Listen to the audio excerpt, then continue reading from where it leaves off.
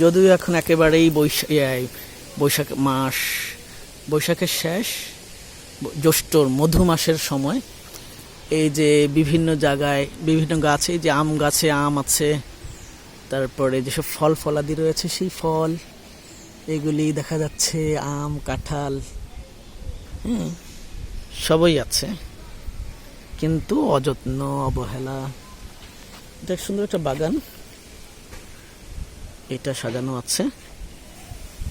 এই তো অনেকগুলো স্থাপনা নিয়ে তার স্মৃতিকে ধরে রাখার চেষ্টা করা হয়েছে, তার পরিবার, তার ভাই, তার বাবা, তার সন্তানদের।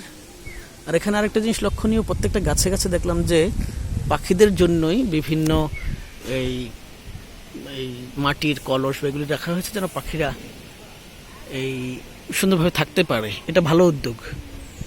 কিন্তু এই সময়ে এসে তার মতো একটা মানুষের স্মৃতি এভাবে অযত্ন থাকবে, আসলে খুব দুঃখজনক একটা বিষয়।